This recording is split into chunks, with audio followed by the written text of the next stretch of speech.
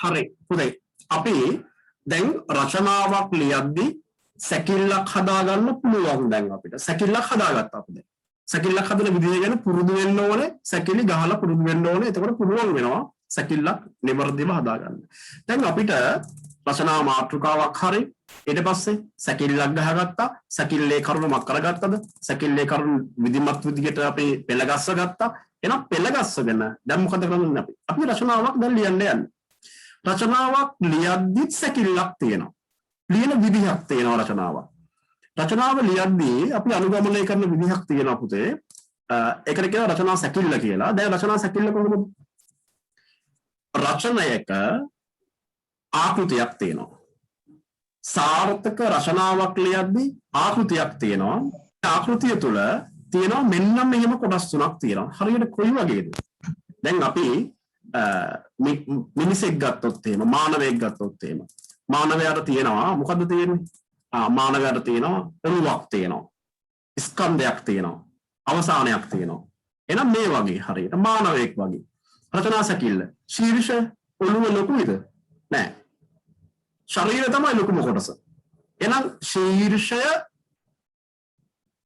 යන්නේ ඔළුව වගේ හරියට එහෙනම් ඒක පොඩි ශරීරය දෙවන ඡේදය තුන්වන ඡේදය හතරවන ඡේදය පස්වන ඡේදය හයවන ඡේදය ආදී වශයෙන් ශරීරය වගේ රචනාවේ ස්කන්ධය ටිකක් ලොකුයි ඊට පස්සේ අවසානයක් තියෙනවා එහෙනම් රචනා සැකිල්ලක් ගහගත්තට පස්සේ ඒ සැකිල්ල ගත්තට පස්සේ සැකිල්ල අපි අරගෙන මෙන්න මෙහෙම කොටස් කරලා අපි ලියන්න යන්න දැන් මම මේ විදිය කියලා දෙනවා ලියන්නේ කොහොමද කියලා සැකිල්ලක් ගහගත්තට පස්සේ අපේ රචනාවේ ප්‍රධාන කොටස් තුනක් තියෙනවා කොටස් හතරක් කියලා දාගන්නත් පුළුවන් මේක අපි ප්‍රධාන කොටස් තුනක් කියලා කියනමුකෝ රචනාවේ සැකිල්ලේ තියෙනවා ශීර්ෂ ස්කන්ධය අවසානය එහෙම නැත්නම් අපි කියනවා රචනාවේ ප්‍රවේශය ස්කන්ධය අවසානය කොහොමද right ප්‍රවේශයේවත් ආරම්භය සුඛාංගුල විශේෂ කරුණු සමාලෝචනයේවත් අවසානය එහෙමත් නැත්නම් ප්‍රවේශයේවත් ආරම්භය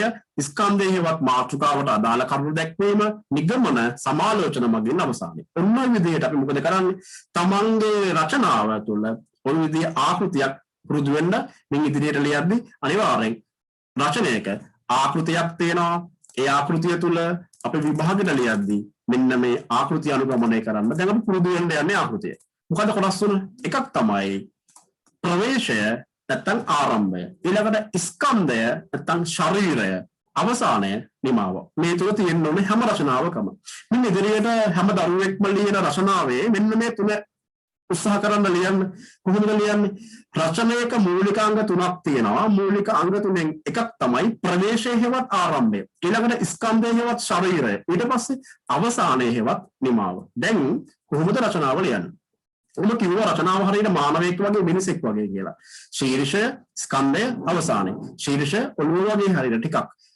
පළමු ඡේදයේ දෙවන ඡේදයේ තුන්වන ඡේදය ආසෙන් ඡේද ගොඩාක් තියෙන නිසා ස්කන්ධය ටිකක් විශාලයි දැන් මෙච්චර කාල සමහර දරුවෝ ලිව්ව රචනාවල තිබ්බේ ස්කන්ධයක් විතරයි ශරීරයක් විතරයි තියෙන්නේ ශරීරයක් විතරයි එහෙනම් මින් පස්සේ රචනාව ලියද්දී මොකද්ද වෙන්න ඕන පුතේ අපි රචනාවක් ලියද්දී රචනාව සාර්ථක කරගන්නේදී අවධානය යොමු කර යුතු කාරණා ටිකක් තියෙනවා එකක් තමයි මාතෘකාවට අදාළ වෙන්න ඕන යොදාගෙන තියෙන භාෂා ශෛලියේ ගුණාත්මක භාවයක් තියෙන රචනාවක් තුළ ඊළඟට ශිල්පීය දක්ෂතාව මම කියනවා නම් ශිල්පීය දක්ෂතාව මොනවද කියලා මම අවසානයේ ආයි කියලා දෙනවා ශිල්පීය දක්ෂතාව මොනවද කියලා ප්‍රමාණය දැන් අපි මේ හතර ගැන කතා කරමු පළවෙනි කාරණාව තමයි මාතෘකාවට අදාළ බව කියන එක අපි තෝරගන්න රචනාව මාතෘකාවට අදාළ වෙන්න ඕනේ අර පොල් ගහගෙන ලියන්න කියලා මැක ගන්න වගේ වෙන්න බෑ මාතෘකාවට අදාළව තමයි කර්ම පෙළ ගස්සන්න ඕනේ දැන් අපි ලියන මාතෘකාව ගත්තට පස්සේ මේ මාතෘකාව තුළ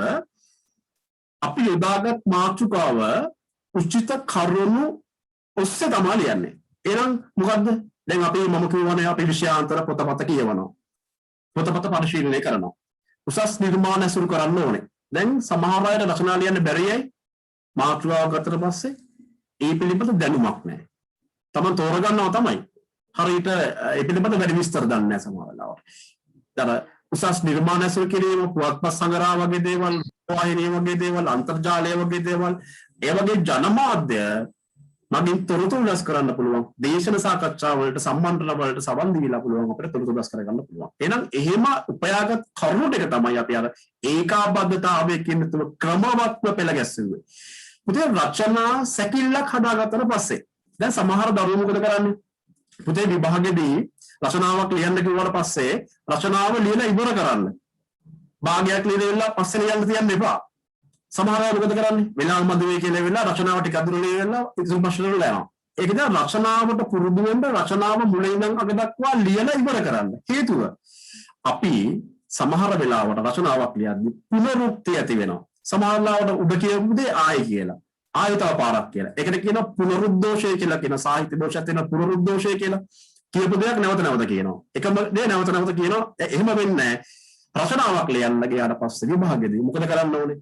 අනිවාර්යෙන් ඒ ප්‍රශ්න තෝරගන්න නම් එක අන්තිමට තෝරගන්න. නැත්නම් මුලින් තෝරගන්න. මැද හරිය තෝරගත්තත් කොහොමද? Tamanට සුදුසු වෙලාවක තෝරගෙන මුලින් ඉඳන් අග දක්වා රචනාව ලියලා ඉවර කරන්න පුරුදු වෙන්න. ලියලා ඉවර කරන්න රචනාව. භාගයක් ලියලා නවත්තන්න එපා. එහෙම වුණොත් මොකද වෙන්නේ? පුනරුක්තියක් ඇති වෙනවා. සමහර වෙලාවට ආයි කියවන්න යන්න ඕනේ මම මොකද ලිව්වේ කියලා. එතකොට ඒවා මගහරවා ගන්න පුළුවන්. මොකද්ද කරන්න ඕනේ? හැමෝම සම්පූර්ණ රචනාව ලියලා ඉවර කරන්න. මාතෘකාවට අදාළ වෙන්න ඕනේ. ඊළඟ කාරණාව. යොදාගෙන තියෙන භාෂා ශෛලියේ තියෙන ගුණාත්මක භාවය. පුතේ අපි දැන් මෙතන ඉන්නවා නම් 80ක් විතර 75ක් විතර ඒ හැමෝගෙම භාෂා ශෛලියේ වෙනස්කම් තියෙනවා. ලියන විදිය. දැන් පන්තියේ ඉන්න 40ක් ඊට පස්සේ 40ම එක විදිහකට ලියන්නේ නැහැ නේ පුතේ. යොදාගෙන තියෙන භාෂා ශෛලියේ වෙනස්කම් තියෙනවා. පුතේ රචනයක අගය නැත්තම් වටිනාකම තීරණය කරන්නේ අපි භාවිතා කරන භාෂා ශෛලියේ ස්වභාවය මත. රචනාවකදී අමුතු භාෂාවක් යොදා ගන්න ඕනේ නැහැ. හැබැයි භාෂාව අමුතු ආකාරයෙන් යොදා ගන්න ඕනේ. වඩාත් ආකර්ෂණීය වෙන්න ඕනේ. පුතේ මේක ලේඛනයක් නේ. ලේඛනයක් කියවන්න රුචියක් ඇති වෙන්න බෑ කියවන කෙනෙකුට. දැන් ඔයගොල්ලන්ගේ ලේඛනයේ පාඨකයා කවුද? ප්‍රශ්න පත්‍රය බලන කෙනා. ටීචර් හරි සර් හරි කවන්න විභාගයේ නම් විභාග පරීක්ෂකවරයා. පේපර් මාකින් ඉලා කියනවා. එයාට ආසාවෙන් තමන්ගේ රචනාව කියවීමේ හැකියාවක් තියෙන්න ඕනේ. වඩාත් ආකර්ෂණීය වෙන්න ඕනේ. එතකොට කියවන්න ආසය දෙන්නේ. එහෙනම් උපමා වගේ දේවල්, පිරුණු වගේ දේවල්, ඉඟිවැටි වගේ දේවල්, ජනකවි වගේ දේවල්, ගීත කොටස් වගේ දේවල්, ශ්ලෝක වගේ දේවල්, ගාථා වගේ දේවල් ඕන විදියට මාතෘකාවට අදාළව තමන්ගේ රචනාවේ තියෙන්න ඕනේ. උද්දෘත විදියට තියෙන්න ඕනේ. එහෙනම් රචනයේ භාෂා ශෛලියේ විචිත්‍රවත් කරන්නේ මෙන්න මේ දේවල් රචනාවක තියෙනවා.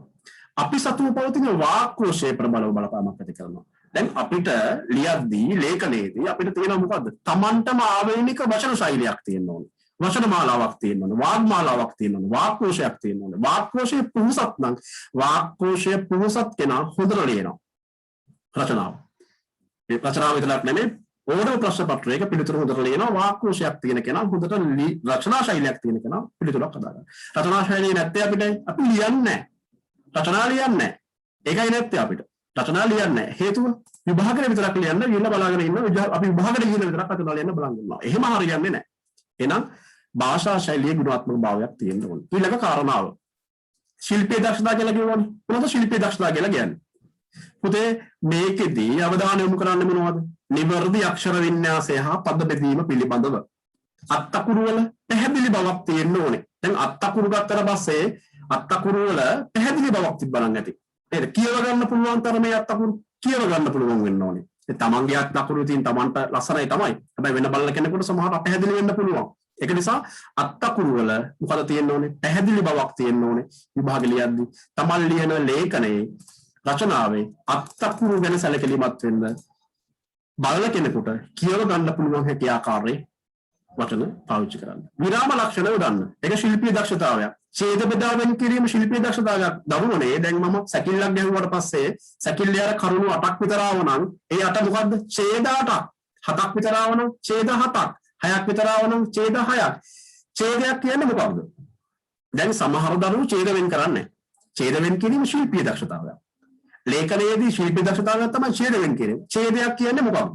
පුතේ ඡේදයක් කියලා කියන්නේ එක් කරුණක් ප්‍රකාශ වන වාක්‍ය කීපයක් තමයි ඡේදයක් කියලා කියන්නේ. දැන් අපි තෝරගන්න මාතෘකාවේ අපි හිතමුකෝ ජනමාධ්‍ය ගැන තෝරගත්තා නම් ජනමාධ්‍යයේ යහපත එක ඡේදකින්. ජනමාධ්‍ය යහපත නැති කරන ආකාරය තව ඡේදකින්. ඒ මොකද්ද? එක් කරුණ ප්‍රකාශන වාක්‍ය කීපයක් තමයි ඡේදයක් කියලා කියන්නේ. ඡේදේ ලොකු වරක් කමන්නේ. මොකද්ද වෙන්න ඕනේ? එක දහසක් තියෙන්න ඕනේ. එක් කරුණක් සම්බන්ධයෙන් දීලා තියෙන්න ඕනේ. රූපවාහිනිය අයහපත් දේවල් මොනවද? මම කියලා දෙන්නම්. ඒක ලියද්දි කොහොමද ලියන්නේ කියලා ඡේද වෙනි කරලා. ඊළඟට ලේඛනයේ පිරිසුදු බව හා පැහැදිලි බව. අපි මොකද කරන්නේ? රචනාවක් ලියන්න පටන් ගන්නවා. අප මේක වැරදිනේ කියලා කපලා දානවා. ඊට පස්සේ මකල දියර පාවිච්චි කරනවා. විභාගවලදී මකල දියර පාවිච්චි කිරීම සපුරා තහනම්.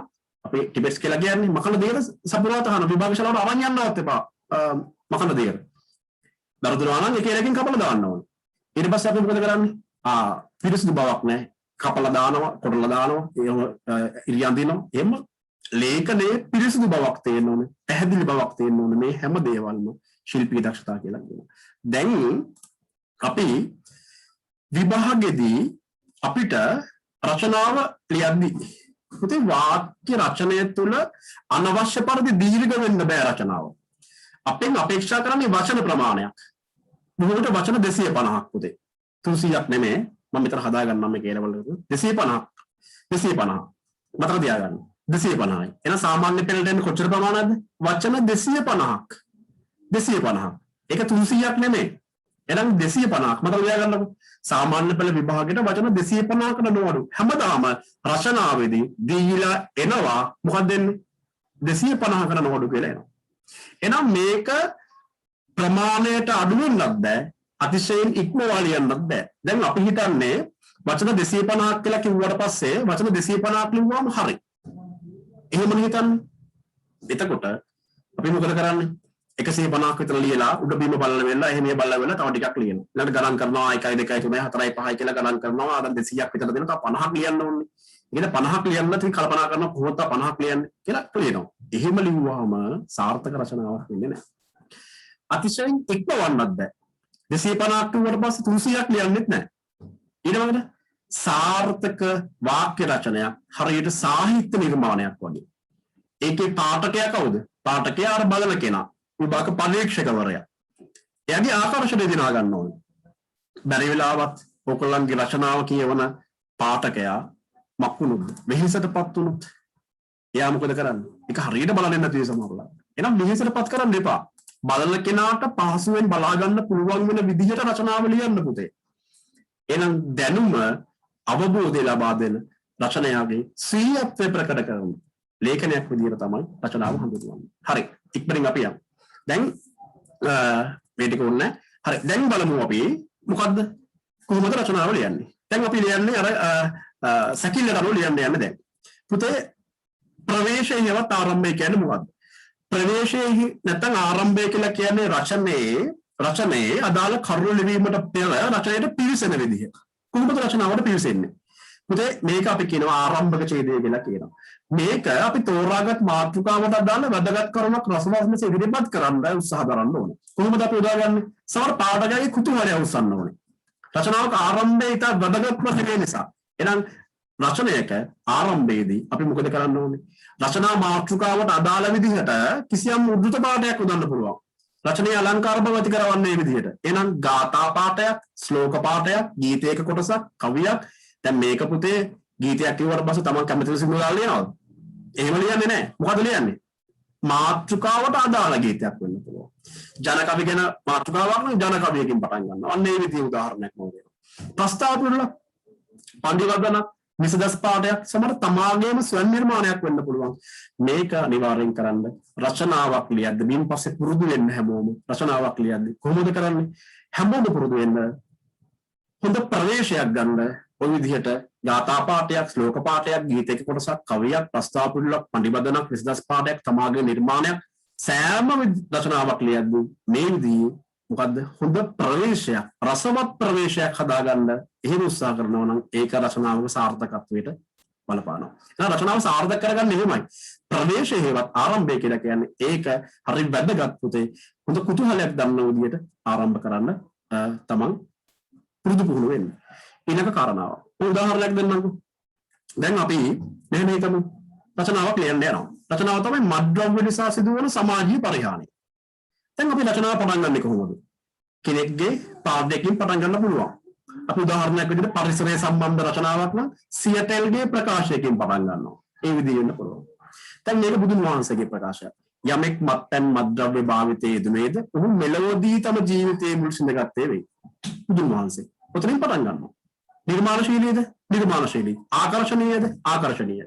එහෙනම් ප්‍රවේශය අපි මොකද කරන්නේ? ආකර්ෂණශීලී කරගන්නවා. ආකර්ෂණයක් තියෙන්න ඕනේ. බලන කෙනාට කුතුහලයක් ඇවිස්සන විදියට. ඊට පස්සේ ලියනවා. මත්ද්‍රව්‍ය භාවිතයේ දැබ්බැහි වූවන්ගේ ජීවිතයේ ශෝකාන්තේ මීට වසර 2500කට ඉහතදී අපි බුදුන් වහන්සේ ද්වේෂය එදා උන්වහන්සේ වදාළම ප්‍රකාශයේ සත්‍යතාවය අද අපි අත්දැකීම් තුළින් ප්‍රත්‍යක්ෂ කරගෙන සිටින්නේ. මත්ද්‍රව්‍ය මත්පැන් සමාජයේ විනාශය කරා පමුණුවන බව බලවත් බලවේගයක් බවට වත්පන් සමාජය තුළ පත්ව තිබේ. පටන් ගන්නවා ලියන. දැන් මේ මොකද්ද? මේකට කියනවා ප්‍රවේශය නැත්නම් ආරම්භය කියලා කියනවා. හරියට අර ඔළුව වගේ ශීර්ෂය වගේ. මොකද්ද? ප්‍රවේශය ආරම්භය මොකක් වගේද? ඔළුව වගේ අපේ. හරි. එතකොට ඔළුව වගේම අර පොඩ්ඩක් මොකද්ද මූණ ලස්සන වෙන්න බෑ අපේ නේද? එතකොට ඒ වගේ වෙන්න ඕනේ. හරි. දැන් ප්‍රවේශය හරි. ඊට පස්සේ මොකද කරන්නේ? ප්‍රවේශයෙන් පස්සේ අපි එනවා මොකටද? දැන් අපිට ඕන නම් විවිධ ප්‍රවේශ ගන්න පුළුවන්. දැන් සිංහල සාහිත්‍යයේ වර්ධනය ගැන කියනවා නම් ජනතාවගේ සભ્યත්වයක් බුද්ධ විකාශනය නිවේශ කිරීම මොකක් ප්‍රකාශකකින් පටන් ගන්න පුළුවන් ගැටලුවක් නැහැ. මේ විදිහේ ප්‍රවේශයක් ගන්න. මින් පස්සේ තමන් ලියන හැම රචනාවකම පුතේ මේ විදිහේ ප්‍රවේශයක් තියාගන්න මේ විදිහේ ප්‍රවේශයක් අත්‍යවශ්‍යයි. හේතුව හොඳ කුතුහලයක් ඇති වෙන විදිහට හොඳ ප්‍රවේශයක් ඇති කරගන්න. හරි. ඒක ඉවරයි. ඊට පස්සේ මොකද කරන්නේ? ඊළඟ තමයි ස්කන්ධයවත් ශරීරය කියන එක. හරි වැදගත් මේක. හේතුව දැන් මෙච්චර කල් දරුවෝ හැමෝම ලියු රචනාවල සමහර ලාවට ස්කන්ධයක් විතරයි තියෙන්නේ නැත්තේ. ඇයි ඒ? අර ඡේද වෙන් කරගන්නේ පොඩි ස්කන්ධයක් ලියන් යනවා. ස්කන්ධය ශරීරය රචනාවක ප්‍රධාන වෙන කොටස. ඇයි රචනාවේ සාරවත්භාවය තියෙන්නේ එතන. සාරවත්භාවය. තෝරාගත් මාතෘකාවට විවිධ පැතිකඩ ඔස්සේ සාකච්ඡාවල ලක් කිරීම මේදී සිදු වෙනවා. කරුණු ක්‍රමිකව ගලා යාමකට. එහෙනම් ඡේද වෙන් කරගෙන මේ ලියන කොටස මොකද්ද? අපි කියනවා ස්කන්ධය ශරීරය කියලා. දැන් අර මාතෘකාවට මෙන්න අපි සැකිල්ලක් ගහගත්තට පස්සේ මත්ද්‍රව්‍ය යන කුමක්ද? වර්තමානයේ ප්‍රධාන ගැටලුවක් වී ඇති අයුරු. මත්ද්‍රව්‍ය භාවිතයට බුදුන් වහන්සේ කවුද? මත්ද්‍රව්‍ය ව්‍යාප්ති වෙන බලපාන හේතු මොනවද? එහි පෞද්ගලික හා පොදු හානි මොනවද? මේ සැකිල්ලක් ගහගත්තද කියන්නේ මේ ඔය සැකිල්ලක් ගහගන්න කියලා දුන්නේ. එහෙනම් මේ ටිකේ ඡේද කීයක්ද? ඡේද 6ක් විතර තියෙනවා. එහෙනම් මෙන්න මත්ද්‍රව්‍ය වල කුමක්ද කියලා පැහැදිලි කරනවා පළවෙනි ඡේදයෙන්. වර්තමානයේ ප්‍රධාන ගැටලුවක් කියන පැහැදිලි කරනවා.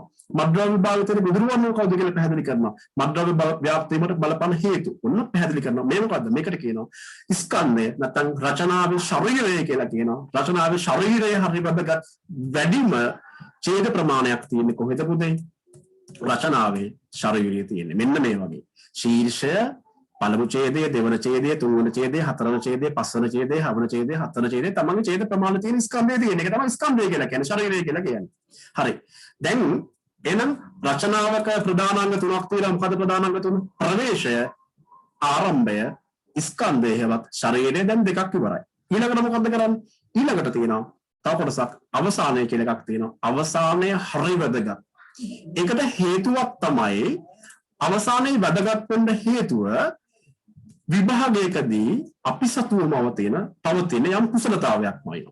දැන් රචනාවක් පිළිදී අවසානයේ නිමා වැදගත් වෙන්නේ අපි ගලාගෙන ආපු සිතුවිලි ධාරාව ක්‍රමානුකූලව ඉදිරිපත් කරමින් ගිහිල්ලා අවසානයේ තමාගේ නිගමනයක් ඉදිරිපත් කරන්නේ කොහෙද?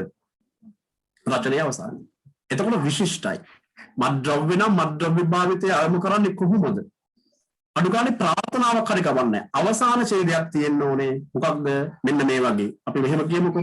මේ අනුව පැහැදිලි වන්නේ මත්ද්‍රව්‍ය රකුසා සමාජයක පරිහානිය සඳහා තද බල ලෙස බලපාන බවයි. යහපත් සමාජයක් සමදා ප්‍රාර්ථනා කරන සියල්ලම මත්ලකුසා විනාශ කර තිබේ.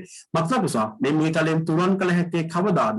එදිනට මේ මීතලේ මානව වර්ගයාට සුරපුරයක් වුණු ලස්සනයිද? ලස්සනයි. පොහොසත්ද? පොහොසත්. රචනාව පොහොසත්ද? පොහොසත්. අවසානයේදී නිමාවේදී මොනවද තියෙන්නේ? ප්‍රාර්ථනාවක් දෙන්න පුළුවන් අපිට. යෝජනාවක් දෙන්න පුළුවන්. අලුත් මතයක් දෙන්න පුළුවන්. තමන්ගේම යෝජනාවක් දෙන්න පුළුවන්. ජල සම්පත විනාශ කරනවා ජල සම්පත සුරකිය හැකේ කෙසේද? පරිසරය විනාශ කරනවා පරිසරය විනාශ කිරීම වළක්වා ගන්නේ කෙසේද? තමන්ගේ යෝජනාවක් තියෙනවා. ඒක නිසා වැදගත් අවසානයේ නැත්තම් නිමාව හරි වැදගත් පුතේ. විභාගයට අදාළව මේකේ අපේක්ෂාව තමයි පුතේ විශ්ලේෂණ හැකියාව මැනීම. යම් මාතෘකාවක් සම්බන්ධයෙන් විශ්ලේෂණය කරලා ලිවීමේ හැකියාව මයින්. එහෙනම් භාගයේදී අපිට ඔන්න දැන් සැකිල්ලක් ගහගෙන ලියන්න පුළුවන්. අපි රචනාවක් ලිව්වා. එතකොට දැන් මේකේ අරමුණ රචනාවක අරමුණ මොකද්ද? විශ්ලේෂණ හැකියාව මැනීම මතක තියාගන්න. විශ්ලේෂණ. එහෙනම් මේ ප්‍රශ්නේ සකස් කරද්දී අනුගමනය කරලා තියෙන්නේ මොකද්ද? මාර්ගෝපදේශිත රචනා ක්‍රමය අනුගමනය කරලා තියෙනවා. මොකද මාර්ගෝපදේශිත රචනා ක්‍රමය කියලා කියන්නේ යම් කිසි ඡේද කොටසක් දීලා ඒ සම්බන්ධයෙන් මොකද්ද? ආයක මඟ පෙන්වීම ප්‍රයෝජනයට ගනිමින් කිසියම් රචනාවක් පුරුදු එක තමයි මොකද්ද කියන්නේ? රචනාවකදී විභාගයේදී අපේක්ෂණය කරන්නේ විශ්ලේෂණ හැකියාව මැනීම කියන එක. එතකොට මොකද්ද අපිට එන්නේ? මාර්ගෝපදේශිත රචනාවක් එන්නේ. මොකද මාර්ගෝපදේශිත රචනා කියලා කියන්නේ? කිසියම් මඟ පෙන්වීමක් දීලා. මොකද්ද මඟ පෙන්වීම? මෙන්න මඟ පෙන්වීමක් දෙනවා. මේ මඟ පෙන්වීම ඔස්සේ රචනාව මාතෘකාවක් හදාගෙන ලියන එකට කියනවා මාර්ගෝපදේශිත රචනාවක් කියලා කියනවා. එතකොට මාර්ගෝපදේශිත රචනා මූලධර්මයේ යටතේ අපිට යදී හරි. දැන් මාර්ගෝපදේශිත රචනා ක්‍රමය යටතේ අපේ විභාගයට ලියද්දී පුතේ එහෙනම් මාර්ගෝපදේශයක් දීලා ඒක තියෙනවා. කොහොමද තියෙන්නේ? රචනයේ ඇතුළත් වූ කරුණු විස්තරය ශ්‍රේ වටහා ගත යුතු කියලා එන්නේ. එහෙනම් රචනයේ අන්තර්ගත වූ ඡේද සංඛ්‍යාව ගැන වටහීමක් විස්තරයෙන් ලබා ගන්න ඕනේ. එහෙනම් විස්තරය අමතක කරන්න පුළුවන්. එහෙනම් මේ විස්තරය අමතක කරන්න බෑ. මොකද විස්තරය විභාගයට මේ එන විස්තරය අමතක කරන්න බෑ. එහෙනම් මේ විදිහට අපිට ව්‍යුහ හතරක් විතර දීලා මාර්ගෝපදේශ හතරක් විතර දීලා වෙනවා අපිට විභාගයට ලියන්න කිව්වට පස්සේ මෙන්න මේකේ තියෙන කරුණු ටික මොකද කරන්න ඕනේ අපි? සැකිල්ලට ගහගන්න. සැකිල්ල හදාගද්දි මෙතන කරුණු ටික ගන්න. මට කියන්න අමතක වුණා මුලින්ම. මොකද කරන්න ඕනේ? ව්‍යුහය තුල තියෙන මෙන්න මේ මාර්ගෝපදේශය තුල තියෙන කරුණු ටික ආශ්‍රය කරගෙන සැකිල්ල හදාගන්න අර විදියට රවුම ගහනකොට මොකද කරන්නේ? ඒ රවුම ගහනකොට මේකේ තියෙන කරුණු ටික දැන් මේක ජංගම දුරකථන මුල් ලෝකෙම සීතල ගැන විශ්ලේෂණ උපකරණයක ඒක ගන්නවා. ඒක අපි ගැන ලියනවා අපි. එහෙනම් ඒ විදියට ගන්නවා. හරිද? ඊට පස්සේ අපිට පුළුවන් පුතේ දැන් ව්‍යුහය මේ ව්‍යුහය ආශ්‍රය කරගෙන මේ විදිහට සැකිල්ල ගහන්න. එහෙනම් මේ 2018 ප්‍රශ්නේ මේකට ඔන්න මාතෘකාව ටිකක් හදලා තියෙනවා. මොකද්ද? ජංගම දුරකථනය සහ සමාජ ප්‍රගමනය. රයිට්? අනාගත පරිපූර්ණ අභිවෘද්ධිය උදෙසා ජංගම දුරකථන භාවිතය. ඔය විදිහට මාතෘකාවක් හදන්න පුළුවන්. මේක හොඳට කියවන්න. කියවලා මේ අගහරියෙන් සමහරවල් සමහර මේ ව්‍යුහයන් වල මාතෘකාව ගන්න පුළුවන් පුතේ අපිට. අගහරියෙන් ගන්න පුළුවන්. එතකොට දැන් අපි මේක තුල මේ ව්‍යුහය නැත්තම් මේ මාර්ගෝපදේශය තුල තියෙන අගහරියෙන් සමහර මාතෘකාවක් හදාගන්න පුළුවන් අවස්ථාවක් තියෙනවා. හොඳට කියවලා හොඳ මාතෘකාවක් හදන්න. ඇයි මේ මාතෘකාවට එක ලකුණක් හම්බෙන්න නිසා මම මාතෘකාව ලකුණු හම්බෙන්න ප්‍රමාණය ගැන කියලා දෙන්නම්. එහෙනම් මේ විදිහට අපිට මාතෘකාව හදන්න පුළුවන්. හරි. මාතෘකාවක් හදාගන්න පුළුවන් දැන්. දැන් වැදගත්ම කාරණාව මේක. පුතේ ප්‍රශ්න පත්‍රයේ සිංහල ප්‍රශ්න පත්‍රයේ වැඩිම ලකුණු ප්‍රමාණයක් හම්බෙන ප්‍රශ්නේ තමයි රචනය. ලකුණු කීයක් හම්බෙනවද? ලකුණු 25ක් හම්බෙනවා සාමාන්‍ය පෙළ විභාගෙදී. එහෙනම් සාමාන්‍ය පෙළ විභාගෙදී ලකුණු 25ක් හම්බෙන ප්‍රශ්නයක් තමයි රචනය කියලා කියන්නේ. දැන් අපි බලන්න මෙච්චර කල් ලියපු ඒවා කොච්චර ලකුණු ප්‍රමාණයක් අරන් තියනවද කියලා තමයි. ලකුණු කොච්චරද? ලකුණු හම්බෙන්නේ කොහොමද? ලකුණු විග්‍රහ කරන්නම් මම. මුළු ලකුණු 25ක් හම්බෙනවා. සාරවත්භාවයේ මාතෘකාවද ඇතුළු ලකුණු 8ක් හම්බෙනවා. සංවිධානයේ නිර්මාණාත්මක භාවය හා ස්වීයත්වයට ලකුණු 12ක් හම්බ වෙනවා. ස්වීයත්වය කියලා කියන්නේ දැන් අපි උදාහරණයක් විදිහට දැන් විභාගයේදී ඔබේ පේපර් එකක් බලනකොට මට පේනවා මෙයා ලියන්න පුළුවන් ද මෙයා. මට කණ්ණාඩියකින් පේනවා වගේ හරියට. මට පේනවා මෙයාට හොඳ ලේඛන ශෛලියක් තියෙනවා ලියන්න පුළුවන්. අන්න ඒකට ලකුණු 12ක් හම්බ වෙනවා. සංවිධානය කරගන්නවට නිර්මාණාත්මක භාවයට ස්වීයත්වයට ලකුණු 12ක්. ශිල්පීය දක්ෂතා සහ ඡේද බෙදාලේ වීමට ලකුණු 5ක් හම්බ වෙනවා. මොනවද සාරවත්භාවය කියලා කියන්නේ? පුතේ විස්තරයට අදාළ වෙන මාතෘකාවක් උදා තිබ්බම ලකුණු කීයක් හම්බ වෙනවද? මාතෘකාවට එකක් හම්බ වෙනවා. හොඳ මාතෘකාවක් ලස්සන මාතෘකාවක් හදන්න ලකුණු එකක් හම්බ වෙනවා. අනිවාර්යෙන් මාතෘකාවට ලකුණු එකක් හම්බෙලා ඉවරයි. සාරවත්භාවයට 7යි. සාරවත්භාවය මම පැහැදිලි කළා. තේමාවට අදාළ බව. Taman තෝරගන්න මාතෘකාවේ තේමාවට අදාළද? ඊළඟට ඉදිරිපත් කළ තියෙන ව්‍යුහයට සමීපද. ව්‍යුහයට සමීපද කියලා කියන්නේ දැන් විභාගෙදී මේ ව්‍යුහයක් එනවනේ. මොකද්ද? මෙන්න ව්‍යුහය. දැන් අපි ලියනවා මම කිව්වේ සමහර වෙලාවට මොකද කරන්නේ? මේකේ මාතෘකාවක් හදා ගන්නවා. ප්‍රශ්න පත්‍රයේ පැත්තකට දානවා. Tamanට ඕන ලියාගෙන යනවා.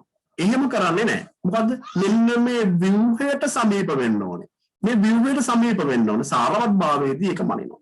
එහෙනම් සාරවත්භාවයේදී මනිනවා ව්‍යුහයට සමීපද කියලා බලනවා.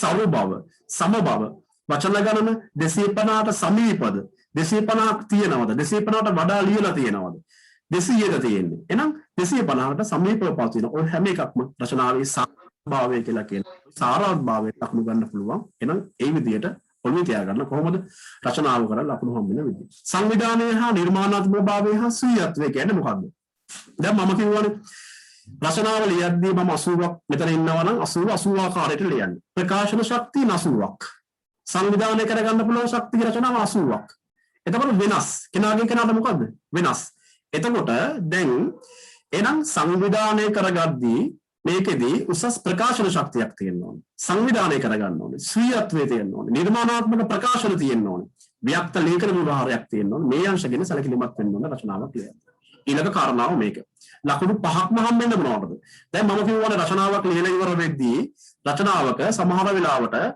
විභාගෙදී මොකද කරන්නේ සමහර වෙලාවට රචනාව ලියලා ඉවර වෙනකොට රචනාව ලියලා ඉවරලා විභාගෙදී රචනාව බලන කෙනා ටීචර් හරි සර් හරි නැත්නම් විභාගෙ දෙන විභාග පරීක්ෂකවරයා විවරණ හරියට තියෙනවද උත්තාක්‍යයට අපිට සම්බන්ධය හරියට තියෙනවද තියෙන තැන්වල ඔහු ඉරක් ඇඳලා තියෙනවා අත්තකුරු හොඳද විරාම ලක්ෂණ භාවිතා කරලා තියෙනවද නැවතීමේ තිත තැන්වල තියෙන නැවතීමේ තිත කමාව තියෙන තැන්වල කමාව තියෙන තිත ප්‍රශ්නාර්ථ තියෙන තැන්වල ප්‍රශ්නාර්ථ තියලා තියෙනවනේ එහෙම ලස්සන තියෙන්න ඕනේ ඡේද වෙන් කරලා තියෙනවද අදාළ විදිහට දැන් පුතේ ඡේද වෙන් කිරීමේ ගැටලුව ඉබේම විසඳනවා කොහොමද ඉබේම විසඳනවා මොකද විසඳන්නේ සැකිල්ලක් ගහගත්තට පස්සේ අපිට ඉබේම විසඳනවා මොකද්ද ඉබේම විසඳනවා මොකද්ද ඉබේම විසඳන්නේ රචනාවේ සැකිල්ලෙන් අපිට ඉබේම විසඳනවා මොකද විසඳන්නේ අර ඡේද බෙදා වෙන් කරලා කියන එක ඡේද 7ක් විතර ආවා එහෙනම් ඔන්න ඔය අංශ ගැන සැලකිලිමත් වෙන්න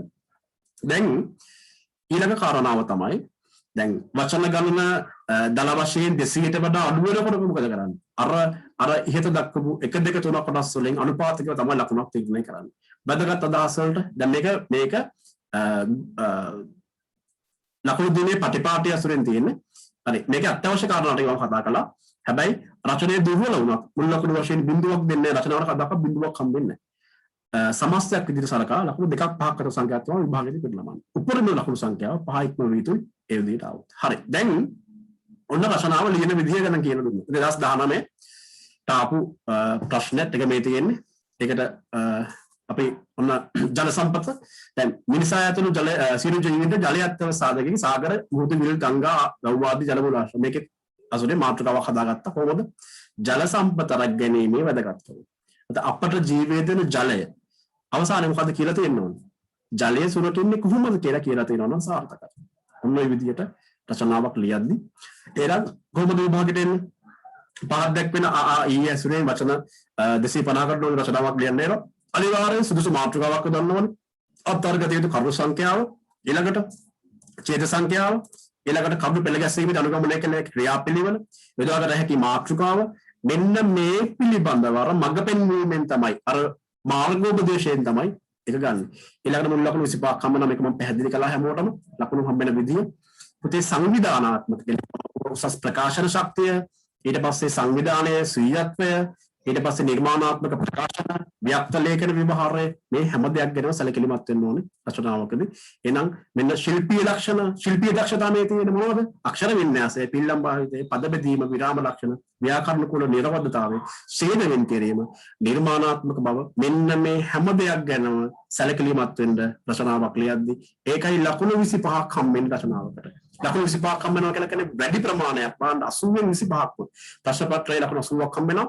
80 25ක් හම්බෙන්නේ මොකටද? රචනාවට හම්බෙන්නේ. අවසාන වශයෙන් මම කියනවා රචනාවක් ලියද්දී මෙන්න මේ කරුණු ටික ගැන වැඩිපුර අවධානය යොමු කරන්න. අත්තකුරු පැහැදිලි වෙන්න ඕනේ. තමන්ගේ අත්තකුරු තමන්ට ලස්සනයි මම කිව්වා ඉස්සෙල්ලා. තමන්ගේ අත්තකුරු තමන්ට ලස්සනයි තමයි. තමන් ලියන්නේ කොහොමද? අස්සන මොකද ලියන්නේ? හැබැයි පැහැදිලිව ලියන්න උත්සාහ කරන්න. වචන ප්‍රමාණය ගැන සැලකිලිමත් වෙන්න. 250ක් කියවොත් 250ක් වෙන්න ඕනේ. එතකොට ඊළඟට රචනය අනුශේධ වලට කඩා තියෙන්න ඕනේ. ඊළඟට නිර්මාණ කුසලතා දක්වන්න ඕනේ. මාතෘකාවෙන් පිට කරුණු දක්වන්න එපා. ඒකයි සැකිල්ලක් ගහගත්තාම මාතෘකාවෙන් පිටපයින් නැහැ කියලා මම කිව්වේ. වාක්‍ය පැහැදිලිව නිරවුල්ව තියෙන්න ඕනේ. ව්‍යක්ත වචන යොදා තියෙන්න ඕනේ. රචනය වඩා කෙටි වෙන්නත් බෑ, දිගු වෙන්නත් බෑ. වචන 250යි නම් ඒක දිගු කරගන්නත් බෑ, කෙටි කරගන්නත් එපා. වචන ප්‍රමාණය පොතේ ලියන්න අනිවාර්යයි. ඊළඟට අක්ෂර වින්‍යාසය නිවැරදි වෙන්න ඕනේ. උක්තාක්‍යයට පද සම්බන්ධය අනිවාර්ය වෙන්න ඕනේ. නිර්වුල් කරුණු ඉදිරිපත් කරන්න ඕනේ. අශ්ලීල, ග්‍රාම්‍ය, කටෝර වචන රචනාව තුළ යොදන්න එපා පුතේ. ලේඛන ශෛලියෙන් ලියන්න කිව්වම කියන විදිහට ලියන්න එපා. සමහර දරුවෝ මොකද කරන්නේ රචනාවක් ලියන්නේ? තමන් කියන විදිහට ලියනවා. කියන භාෂාව කියලා කියන්නේ අපි කියන්නේ කියන භාෂාව. භාෂා විවහාරය ඒ විදිහට ලියන්න එපා. කතා විවහාරය තුළ තියෙන විදිහට ලේඛන විවහාරය කරන්නේ නැහැ. කතා විවහාරය එකක්, ලේඛන විවහාරය එකක්. එහෙනම් සමහර දරුවෝ මොකද කරන්නේ? කතා විවහාරයේ විදිහට රචනාව ලියනවා. එහෙම කරන්න එපා. සාර්ථක රචනාවක් නෙමෙයි. ඊළඟට විරාම ලක්ෂණ, පද බෙදීම අනිවාර්යයි. අවස්ථාවට ගැළපෙන විදිහට උපමා රූපක, ආප්ත උපදේශ, ප්‍රස්තාව පිළිල වගේ දේවල් යොදා ගන්න. මේක හරි වැදගත් රචනාවක් ලියද්දී. එතකොට රචනාව කියලා කියන්නේ මෙන්න මෙහෙම ක්‍රියාදාමයක් රචනාවක් කියලා කියන්නේ. ඒකයි වැඩි ලකුණු ප්‍රමාණයක් රචනාවට දීලා තියෙන්නේ. ලකුණු 25ක් හම්බෙන්නේ ඒකයි. ඒක නිසා රචනා ලියන්න පුරුදු වෙන්න පුතේ. රචනා ලියන්න පුරුදු වෙන්න කියන්නේ හැමෝටම රචනා පොතක් තියෙන්න ඕනේ. බාහිර තමන්ට ලියන්න පොතක් තියෙන්න ඕනේ. ඒක රචනා පොත කියලා තියාගන්න. රචනා පොතේ රචනා ලියලා පුරුදු වුණොත් තමයි අපිට විභාගෙට ගිහිල්ලා වෙලා සාර්ථකව රචනා ලියන්න පුළුවන් වෙන්නේ. එතකොට රචනා ලියද්දි විභාගෙට විතරක් ගිහිල්ලා ලියන්න උත්සාහ කරන්න එපා. සමහර අය මොකද කරන්නේ? විභාගෙට විතරක් ගිහිල්ලා රචනා ලියන්න උත්සාහ කරනවා. ඒක නිසා රචනා ලියන්න අද අපි කතා කළේ මොකද්ද? සාමාන්‍ය පෙළ විභාගයට අදාළව කොහොමද හොඳම රචනාවක් ලියන්නේ? එහෙනම් හොඳම රචනාවක් ලියන්නේ කොහොමද කියලා කතා කළේ. අපි කතා කළේ මේකේ සිද්ධාන්තය ගැන විතරයි. ලියන විදිය ගැන කතා කළා. මම පැහැදිලි කළා. භාෂාව නිවැරදිව භාවිත කරමින් නිර්මාණාත්මක ලේඛනය දෙන්නේ කොහොමද කියන නිපුණතාවය තමයි මේකේ කරන්නේ. ඒතර කරුණු සංවිධානය කරගැනීමෙන් මාතෘකානුකූල රචනා. එහෙනම් මේකේ නිපුණතාව මට්ටම මොකද්ද? කරුණු සංවිධානය කරගැනීමෙන් මාතෘකානුකූලව රචනා. දැන් මොකද්ද? ඉගෙනුම් පල්ටේ ලබා ගත්තද? හරි. රචනා මාතෘකාවට අදාළව කරුණු රැස් කරන්න. ඊළඟට රැස් කරගත් කරුණු හරි. දැන් අපි ඉගෙන ගත්තා කොහොමද රචනාවක් ලියන්නේ, කරුණු සංවිධානය කරගන්නේ කොහොමද, මාතෘකානුකූල රචනාවක් ලියන්නේ. එහෙනම් රචනා මාතෘකාවට අදාළ කරුණු රැස් කරගන්නේ කොහොමද?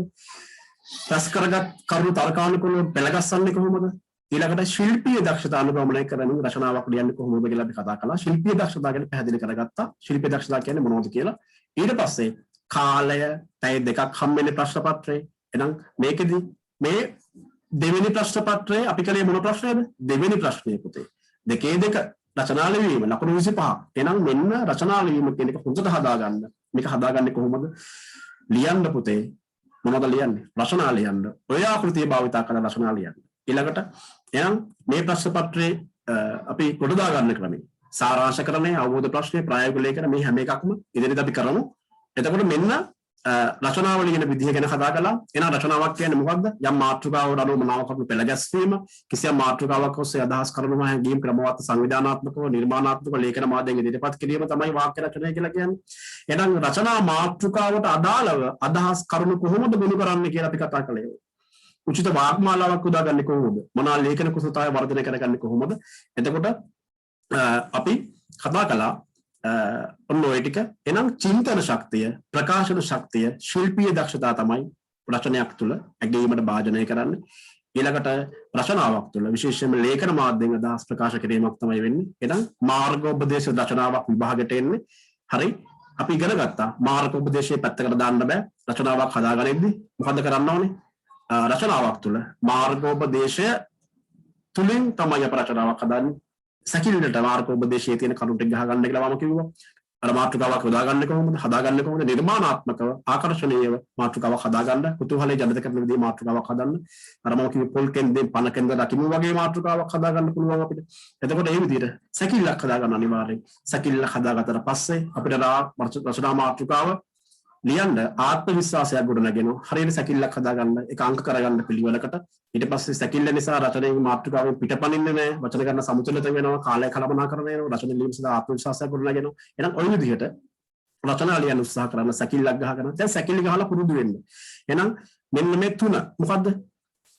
ප්‍රවේශයේවත් ආරම්භය, මාතෘකානුකූල විෂය කරුණු ඊළඟට සමාලෝචන හේවත් අවසානයේ මේ විදිහට රචනාවක් ලියන්න. එතකොට සාර්ථක වෙයි විභාගෙදී රචනා ලිවීමේ හැකියාව වර්ධනය කරගන්න පුළුවන්. නිතර ඔයගොල්ලෝ මොකද කරන්න ඕනේ? රචනා ලියන්න. ඒතකොට රචනා ලිවීමේදී අනිවාර්යයෙන්ම මම කිව්ව මෙන්න මේ උපදේශ ටික පිළිපදින්න. එතකොට සාර්ථක වෙන්න පුළුවන් රචනාවක් ලියද්දී. දැන් මොකද කරන්නේ? මේ ඉදිරියට විභාගෙ දක්වා අපි තමන්ගේ රචනා පොතේ රචනා ලියන්න පොතේ එහෙම ලියලා ඉවරලා රචනා ලිවීමේ හැකියාව වර්ධනය කරගන්න. එතකොට සාර්ථක වෙන්න පුළුවන්. එතකොට අපි කතා කළේ අද රචනාවක් ලියන්නේ කොහොමද කියලා, සාමාන්‍ය පෙළ විභාගයට අදාළව හොඳම රචනාව කොහොමද ලියන්නේ කියලා. එහෙනම් අපි